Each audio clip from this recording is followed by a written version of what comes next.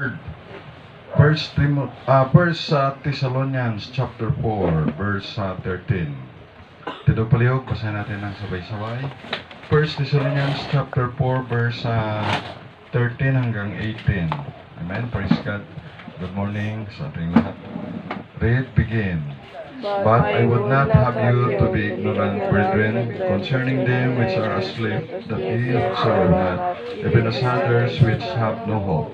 For if we believe that Jesus died and rose again, even to them also which sleep in Jesus will God bring with him. For this we say unto you by the word of the Lord, that we which are alive and remain unto the coming of the Lord shall not prevent them which are asleep.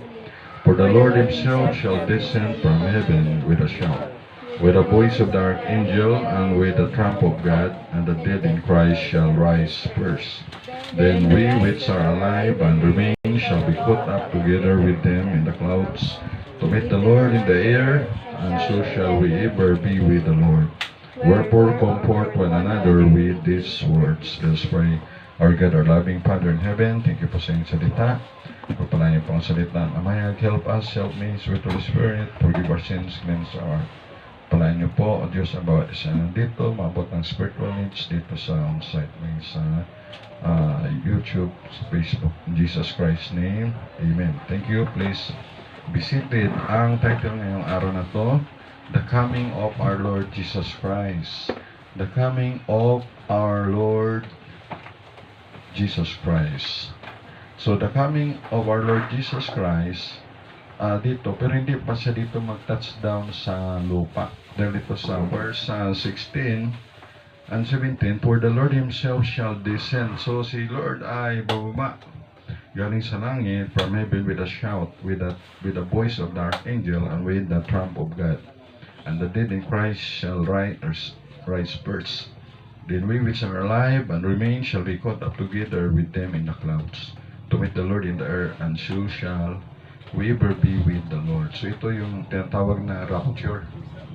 Alam niyo yung rapture, wala yan sa, yung word na rapture, wala yan sa Bible. Like Trinity. Pero yung essence ay nandito. Caught up sa isang kisap mata. Pagtunog ng trompeta, kukunin ng Diyos yung mga followers niya, yung sumampalataya sa Kanya. Ito yung rapture of the saints. So, mabasa na niya sa 1 Corinthians 15:51. Tingnan natin sa 1 Corinthians 15:51. 1 Corinthians chapter 15, verse 51 and 52. Behold, I show you a mystery. Sabi ni Pablo, pakita ko sa inyo yung misteryo. We shall not all sleep. Hindi lahat tayo ay matutulog. Another word, itong sleep ay ito ay namatay na, no? Patay. Pero sa Christian, ang sleep ay tulog lang tayo. Ayan. Pag namatay, tutulog lang. But we shall all be changed. So, babaguhin tayo. So, hindi na tayo magkakasakit yung mga katawan natin. In a moment, in the twinkling of an eye, sa isang kisap mata, pamisok, isang pamisok, kisap mata, at the last trump, no? Sa huling trumpet na, hindi si Donald Trump, President Donald Trump, at the last trump, for the trumpet shall sound, and the dead shall be raised incorruptible. Yung mga namatay kay Lord Jesus ay mabubuhay siya na incorruptible. Ibig sabihin ay wala nang pagkabulok, and we shall be changed. So, tayo ay babaguhin. So, hindi na tayo makakasipon, hindi na tayo bubuhin, hindi na asmahin, hindi na taghihawatin, hindi na makakanser. Yan. All be changed. We shall be changed. Kaya sa verse 53, for this corruptible, nabubulok, must put on incorruption. So, wala nang pagkabulok, and this mortal must put on immortality. So, yung mortal ay may katapusan, immortal ay walang kamatayan, walang katapusan. Kaya dito, we shall all be changed.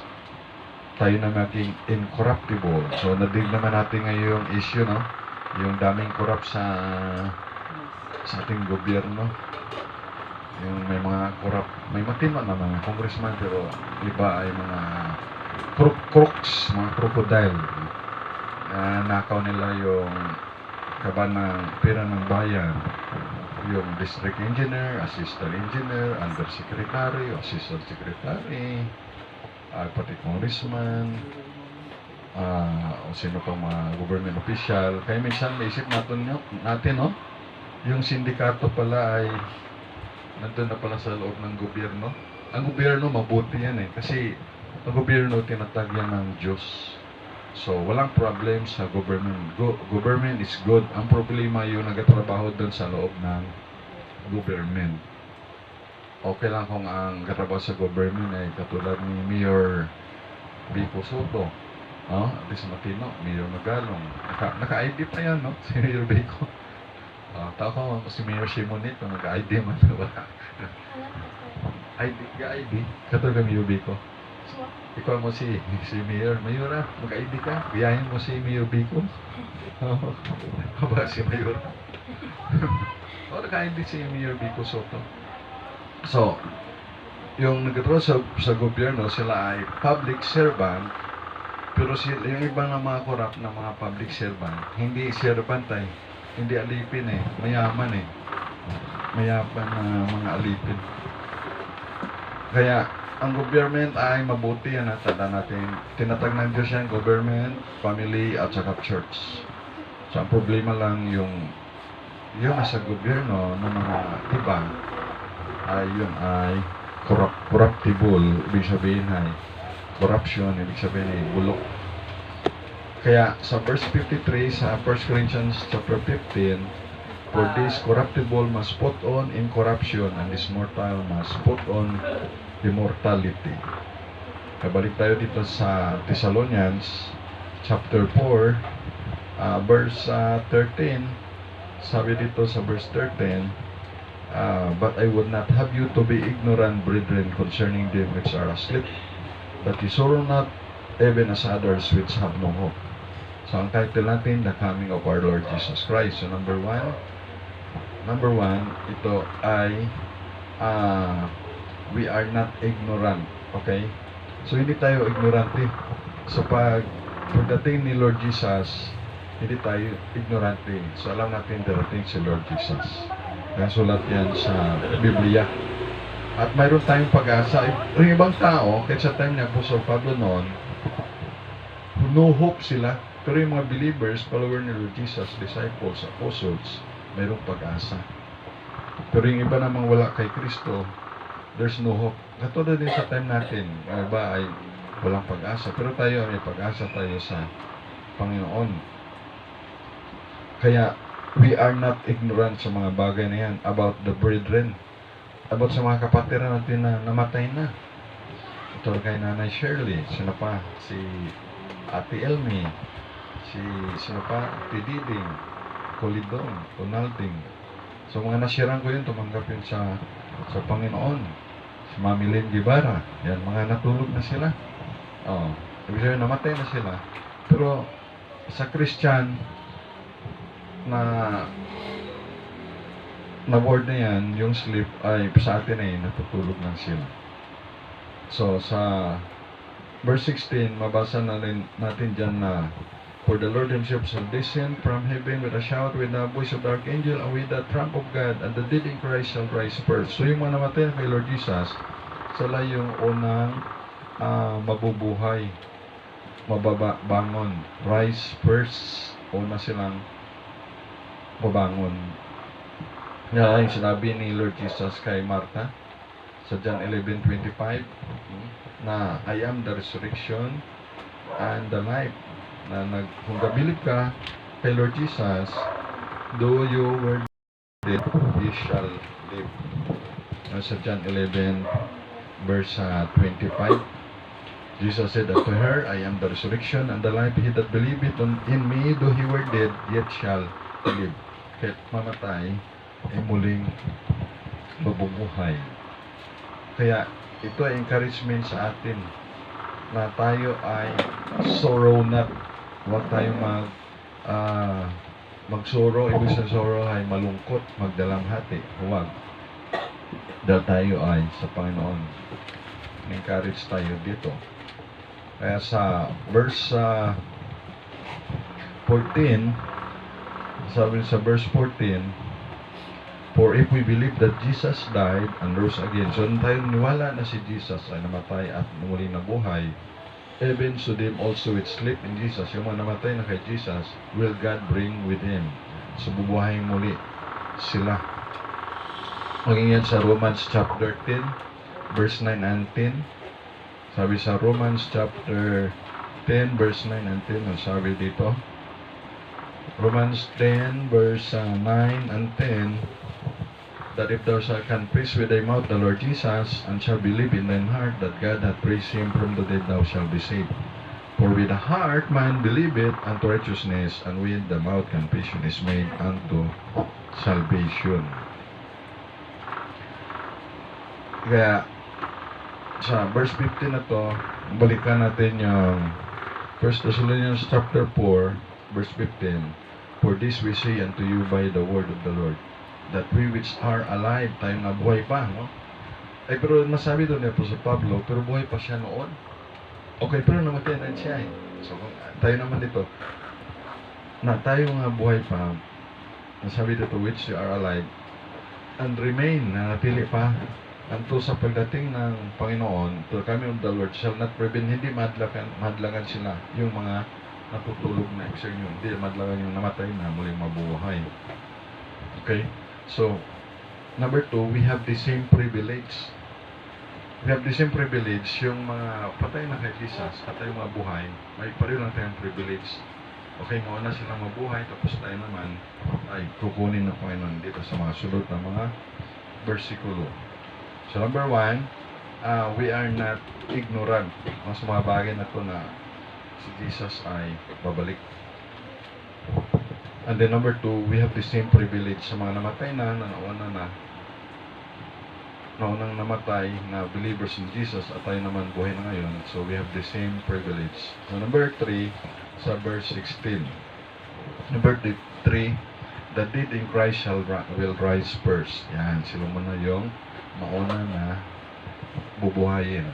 Sa verse 16, for the Lord Himself shall descend, bababa, ang asin kasi ay paakyat, bababa, descend from heaven, with a shout, with the voice of the archangel, and with the trump of God, and the dead in Christ shall rise first. Yan. At sa number 4, will be a great reunion with God. Will be a great reunion with God. Ma-restore yung fellowship with God. So verse 17, then we which are alive and remain, tayo nabuhay, sabi ni Pablo, pero patay na si Pablo eh. Sabi niya na ito, kasi dumating si Lord Jesus, the time pero hindi na dumating si Jesus at tayo na si Pablo. So namatay na rin siya. Pero sabi niya, kung tayo nabuhay, kung buhay pa nun si Pablo, at dumating yung Panginoon, sabi niya, tayo nabuhay, at natili pa siya, caught up,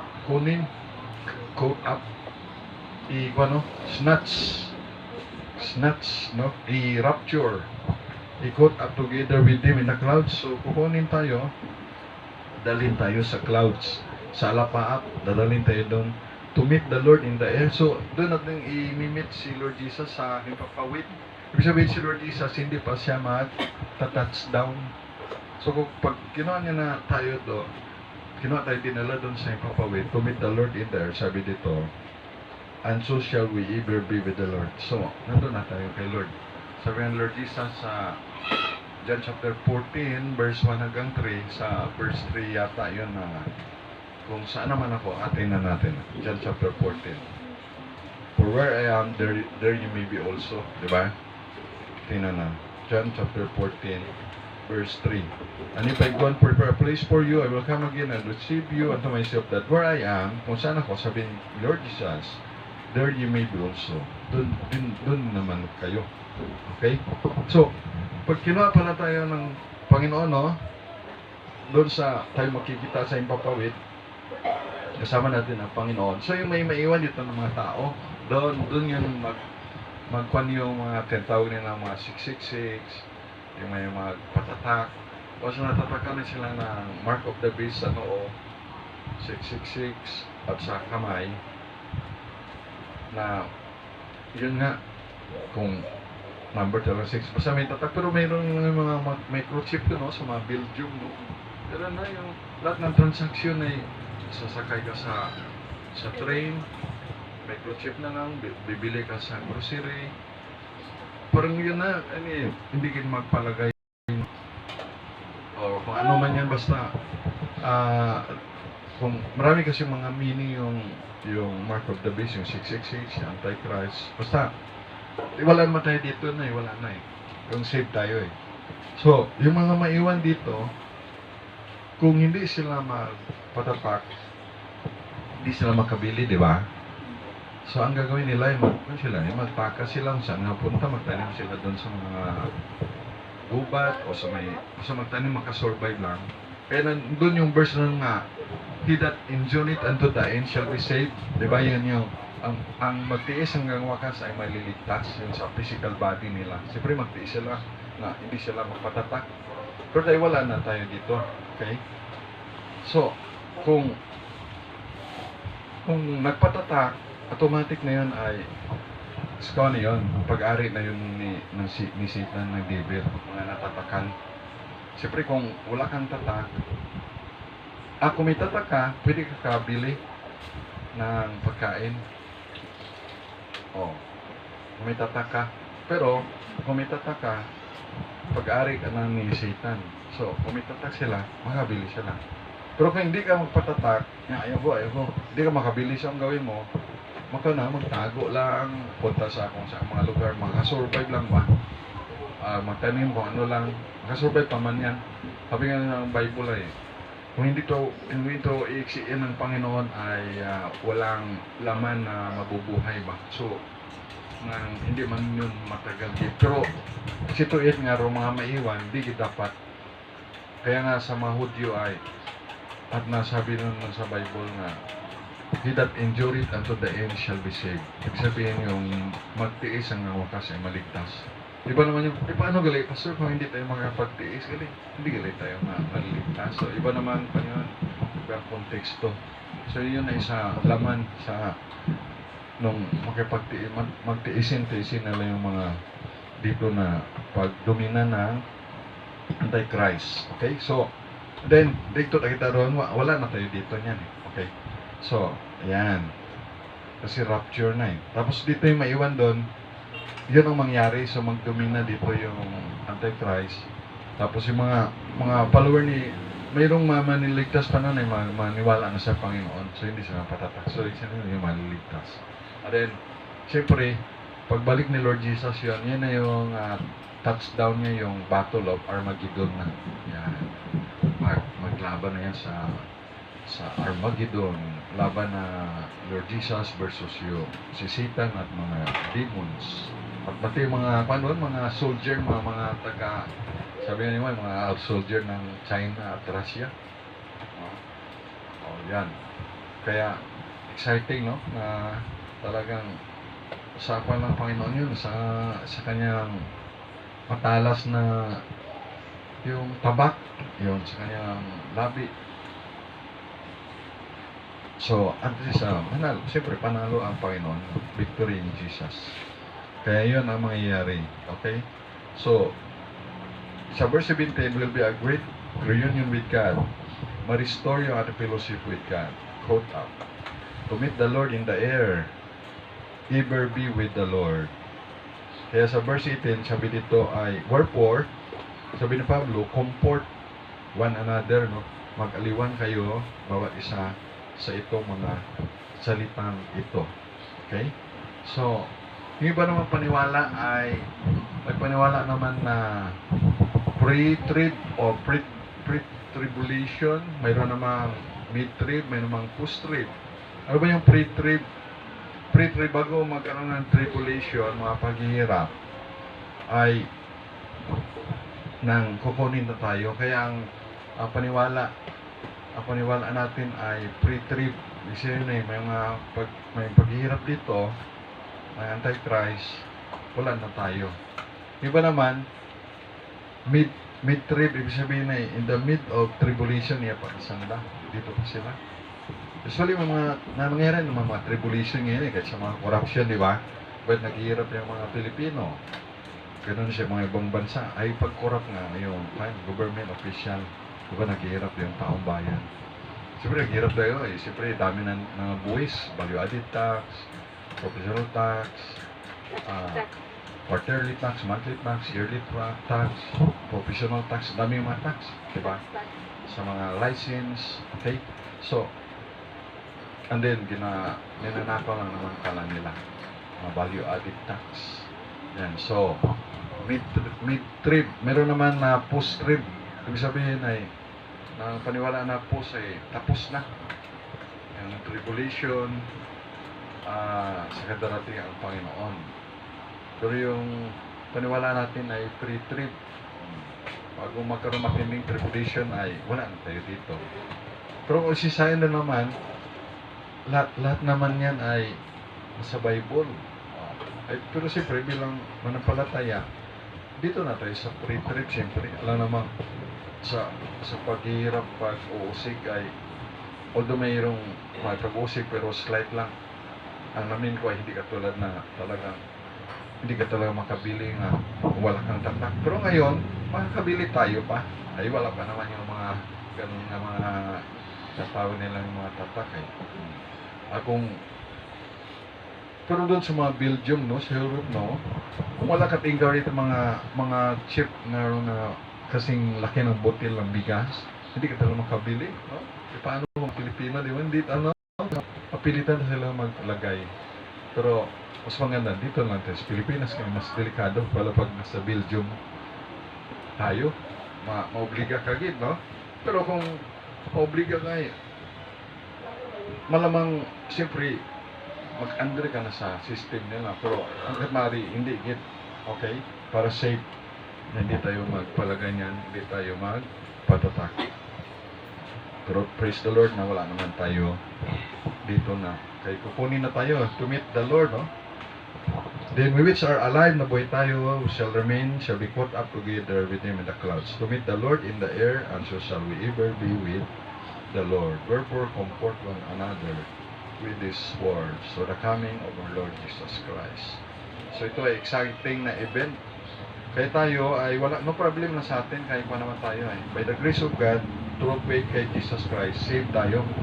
Naniwala tayo sa death, burial, and resurrection of Lord Jesus Christ. Naniwala pa tayo, tinanggap pa natin si Lord Jesus, the Lord and Savior, so saved tayo. So praise the Lord na saved na tayo. Okay? Pero yung mga unsaved loved ones natin, yun pa ang dapat masira ng gospel. Yun pa ang masira ng mga classmate nyo, yung mga kaibigan nyo, yung kapitbahay, yung loved ones, yun ang masiran pa. Na sila rin ay magkaroon ng repentance of their sins and by faith receive Jesus Christ to be the Lord and Savior. Kaya may mga foreign missionary sa iba't ibang bansa. Kaya may pupunta doon ng mga missionary Pilipino para mag-share ng gospel. Pag-imagine, no? Less than 1% lang ang Christian sa Japan. Ang Japanese people ay mga 120 million yan o masigit pa. Tapos, ang paniwala nila ay sa evolution. Imagine, na galing sa unggoy ang tao. So, talagang kayo mag-aral kayo ng Japanese language. Malay mo, katrabaho ka na doon, missionary ka pa. Kahit sa Thailand din, teacher ka na doon, missionary ka pa. Kaya sa Thailand, hindi nila kilala si Jesus Christ. Kilala nila yung Coca-Cola at si Pacquiao. Pero si Jesus Christ hindi pa. So, dami pa mga lugar. Doon naman sa Nigeria, ang mga Christian doon sa bandang northern part ng Nigeria at saka sa middle north, ay ginamassacre doon ang mga Christian. Nasaan pala doon sa Nigeria? Kung makakon nyo sa YouTube, yung CBN, Christian Broadcasting Network, makita nyo na ginapamatay gali doon, gina-slaughter, genocide, ibig nila sila pamatay yung mga Christian doon sa Nigeria. Inside there yun ay mga Protestant, Evangelical, Roman Catholic, or Baptist, or born again, ginapatay. Napatay sila ang mga nagpamatay, mga extremist ng mga Muslim.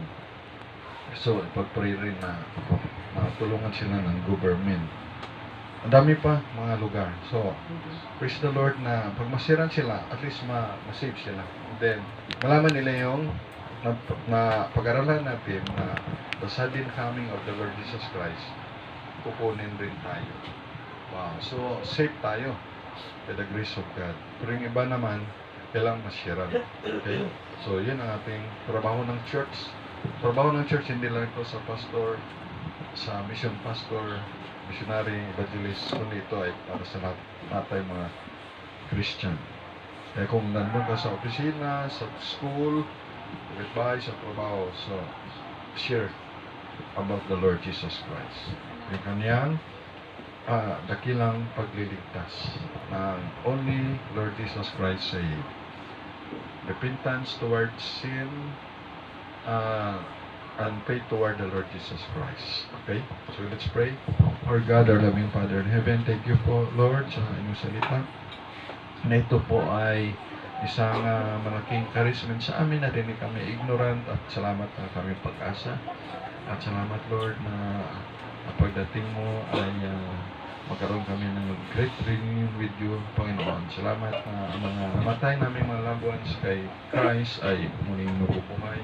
Sila yung una at kami ng mga buhay ay salubungin namin ang Panginoong Isus doon sa yung papawin. Thank you at we ever be with the Lord. Tulungan mo kami, Ama, na aming malaman na kaligtasan ay maibahagi rin sa aming mga mahal sa buhay, sa aming kakilala, kaibigan, kaklase, kapitbahay, Panginoon, at sa aming kapwa. Upang sila rin ay makakilala kay Jesus Christ. Magkaroon silang pananampalataya, for faith cometh by hearing, and hearing of the word of God. Pagpalain mo, Lord, yung bawat isa nandito sa amin, nag-represent ng bawat family, bless you, Lord, in Jesus Christ's name. Amen. Amen. Praise the Lord. And then, pray natin yung ating